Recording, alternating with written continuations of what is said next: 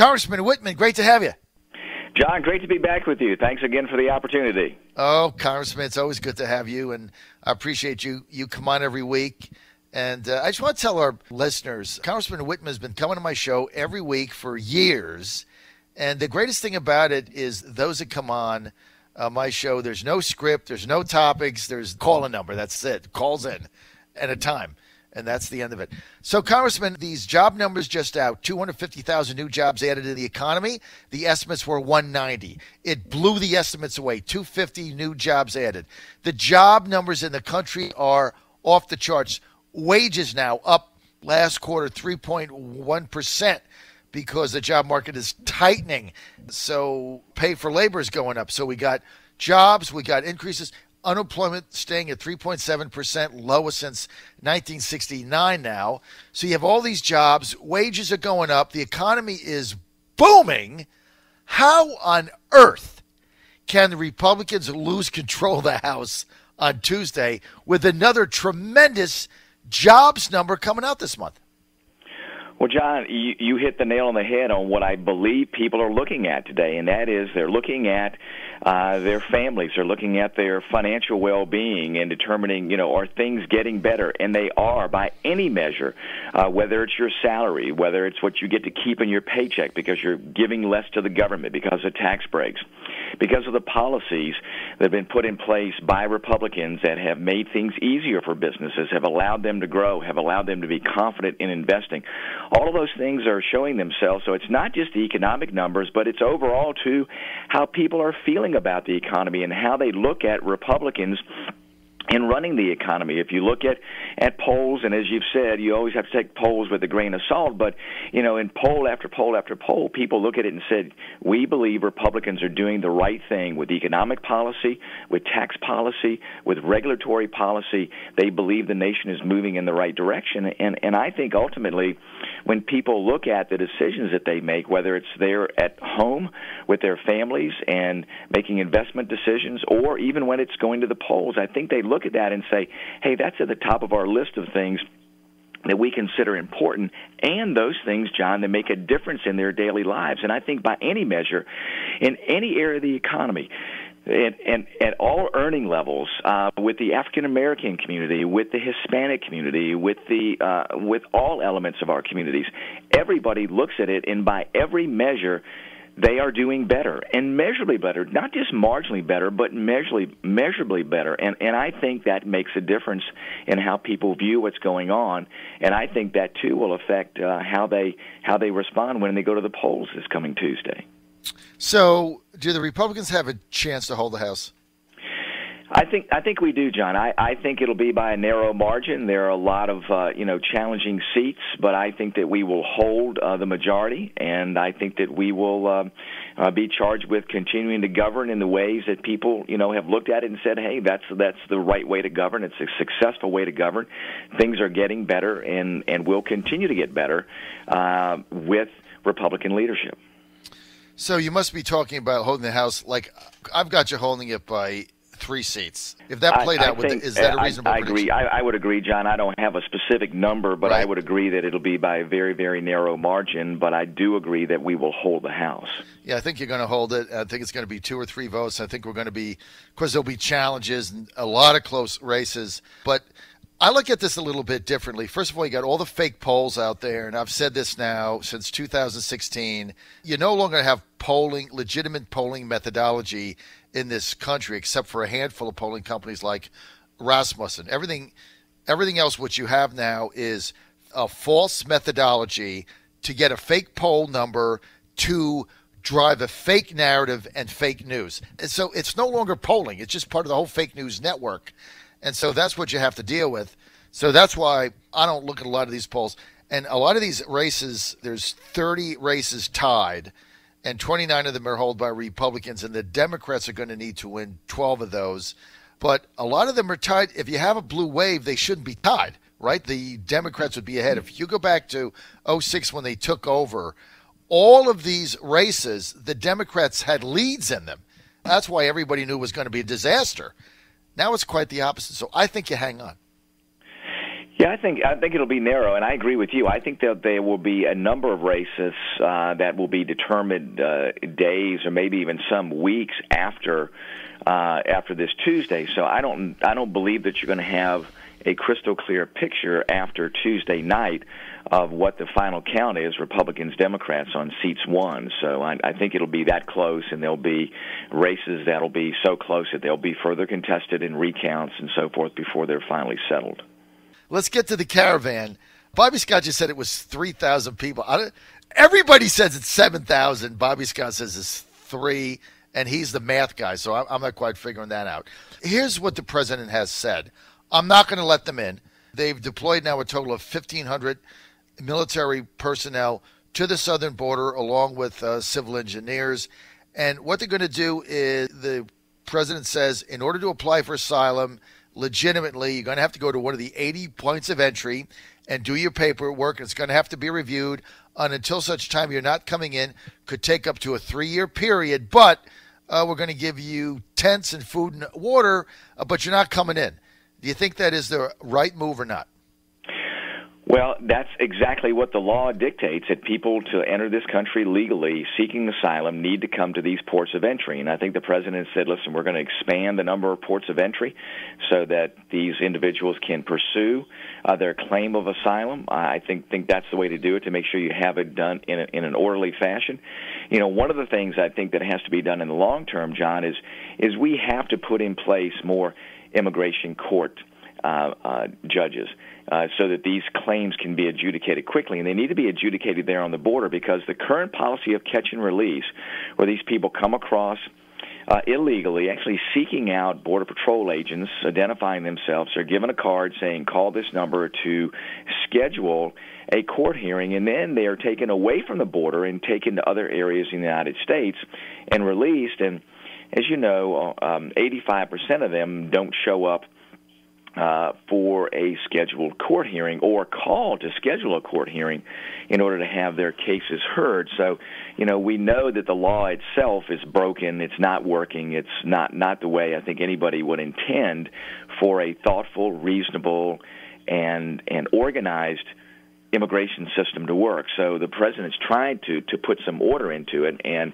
you know, when you have these large number of people trying to come across the border, or people coming across the border, then you need to have some semblance of order there. And I think the president's trying to do that under the existing law and saying that we're gonna do this the way we're supposed to. And any other country would do the same. Secure your borders, have people come through a formal process in seeking asylum, and that, I think, is a reasonable way to go about it. And the president has said through executive order he's going to change the asylum laws and close the loopholes. The president yesterday in the Roosevelt Room laying out the fact that those that are in favor of migrants just walking into the United States, illegal immigrants coming in, and as you know, it's the unholy alliance between many of your friends in Wall Street that want cheap labor, depressed wages, and Democrats that are looking for cheap votes. So that's what's been going on forever. But, Congressman, the president said, look, the asylum laws are being abused, and they have people that are giving them a script to say. And the problem with the law is, as soon as you cross the border, and I couldn't get Congressman Scott to deal with this, as soon as you cross the border, here's what the law says. Okay, you're illegal because you have no paperwork, you shouldn't be here. But then there's 3 laws that protect you as soon as you cross over and say the word asylum. And so you can only be held for 20 days. Then you have to be released. Then you get a piece of paper that says, call this number for your processing. That could be 36 months out. Meantime, you're just released. You can't be held. You're in the country. That's the problem. And the president says he's going to stop that through executive order. What's the Wittman plan? Well, John, the president's responding to, as you said, an immigration system that is broken. Ultimately, Congress needs to permanently change the law. And, you know, I look at it this way. The things in our immigration system that are broken absolutely need to be fixed. I appreciate the president saying, hey, listen, there's an urgency with this. I'm going to act. But Congress ultimately needs to act. I'm one that's always, you know, a stickler for constitutional powers, and ultimately this is a congressional duty, and Congress must get its job done. And ultimately, it needs to change the laws that allow catch and release. That is not a thoughtful and reasonable way to go about managing our immigration system. I mean, anybody can look at that. I don't care what your political persuasion. Anybody can look at that and go, that's not the way for us to go about doing that. And what a dichotomy. If you are from Mexico and come across the border illegally, you are immediately deported. But if you're from Central America, then you are allowed to be released in the country. And we have to look at that and go, no, that's not the way for us to do it. I understand the issues of distance and those sorts of things, but we've got to have a better way to do that. We have also got to engage the countries where these people are coming from, Honduras, Guatemala, the Central American countries, and start to put pressure on them to say, you have to be able to create conditions in your country where these folks aren't compelled to come here, and work with both Mexico and the Central American countries about their border control situation, because those folks coming across, create challenges for us. And also in Mexico, there has to be, I think, if people are pursuing asylum, there has to be enough consulate capacity there for these people to apply for asylum there rather than coming into the United States. That way you avoid these caravans coming to the border, amassing there, and then trying to come into the country. You have to say, here's the policy. If you want to pursue political asylum, we have enough consulate capacity in Mexico for you to go to a consulate there and to pursue this. I think those are the things that Congress needs to put in place and needs to make this a thoughtful and reasonable immigration system. I mean, look at what's happened in the past, John. Look at when people came to this country, and they came in mass. But they came to places like Ellis Island. Remember, there were sponsor families here, so there was a connection here. The system worked extraordinarily well. Why has the system changed from that? And I would argue it's changed in a way that's not fair to the people that are trying to pursue this. It's not a reasonable way for any country to manage an immigration system. Congress can do better, and I think there are other elements that would have to be fixed with immigration. You have to be able to secure the border. Border security is part of this. You have to make sure that it includes a wall in addition to censors, in addition to more Border Patrol agents, in addition to more immigration court judges to make these determinations quickly so that you can adjudicate these cases. And if people have a legitimate claim, they come in. If they don't, they go back home. Create order within an immigration system that's broken. Change the visa lottery. The United States and one other country, the only countries in the world that use a random lottery system to determine people coming in. All the other countries are based on need and merit. That's what we need to go to.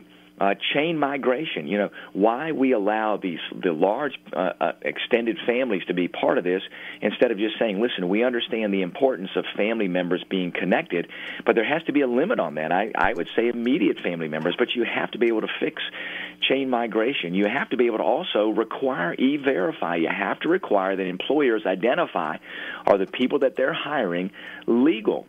I mean, those businesses need those individuals, but we need for them to be a partner in managing a legal immigration system, and we've got to fix the guest worker visa programs. The levels are too low. We need those workers in Virginia for seasonal businesses, especially like seafood, where those workers do a great job, but they're just too few, and the system right now is not working. So if you don't have the legal immigration system working, what happens is everything gets pushed into the illegal realm, which is not the way our system should run. So that would be my plan to be able to fix the current broken immigration system. Why can't Congress do exactly what you just said? Everything you said makes perfect sense.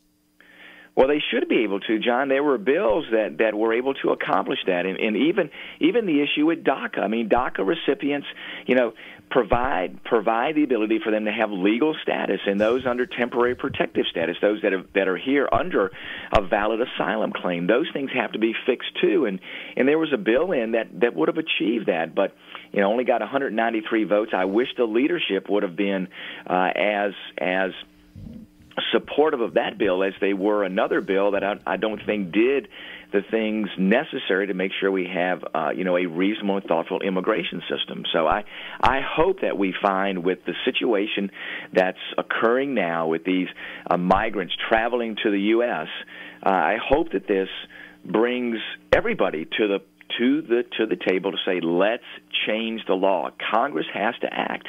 I mean, this is a situation where the laws are inadequate, and the only entity that can change the law is Congress, House and Senate. It is our constitutional responsibility to do that. The president's acting in the interim, but ultimately it's Congress's responsibility. Well, Congress hasn't done anything, and of course, whenever the Republican House has put something forward on immigration, it dies in the Senate, never gets out of committee, it's never voted on. You got the 60-vote cloture rule. We've got 4 days before the midterms. Rob Wittman with us, Republican Congressman, 1st District, Virginia, predicting a slim hold on to the House for Republicans. I'm saying they hold on right now by 2 or 3 votes. I think it's going to be that close, and I don't think we're going to know the outcome for some time. I'm also predicting the Republicans pick 5 seats up in the U.S. Senate, so I'm much more bullish there because the math is simply better in those red states, and all the Republicans have now got the momentum there. Congressman, you're running for re-election on Tuesday. In 1 minute, why should our District 1 listeners vote for Rob Wittman? 1 minute exactly. Well, I have a record of accomplishment. I was able to get 5 bills through this year to rebuild our military, to rebuild our Navy, for recognizing our Virginia Indian tribes, for enhancing our natural resources, for doing things to help our federal workforce. All those things I think are extraordinarily important, John, but it's also about vision. You know, elections aren't only about what you've done, but what needs to be done. In this district, we have to have a robust career and technical education program to where we prepare our children for the jobs of the future. 7.1 million jobs available today. 75% of them don't require a college degree. Let's make sure that our children, our students, are prepared for those jobs. Got to have high-speed internet throughout the district, too. That's the conduit for businesses, the conduit for an effective education system for all. And it is the way that we can help increase access and bring down healthcare costs through telemedicine, having doctors see patients remotely and have nurses there, so we can do much better with that and get more out of the system that we have and bring down costs. Those are things, John, that will improve people's quality of life, will continue to improve our economy. It's going well, but I hear from businesses is today we've got to help workforce. We've got to have that technological connectivity. Those are things that will make people's lives better, will make lives better for their children, will assure that we are economically successful not only now but in the future, and make sure, too, that we're doing things within the international realm, especially rebuilding our national security. So the things that we've done to rebuild national security, to build our economy, to take care of our veterans, to conserve our natural resources are all things that I've done, but things that we continue to need to work on because there's more to be done. And I would ask folks to send me back, and I'm asking for their vote November 6th, not only based on my performance, but based on the vision that I hear from them and the things that they want to be accomplished in the next session of Congress. RobWittman.com. Vote on Tuesday. Congressman, I'm out of time.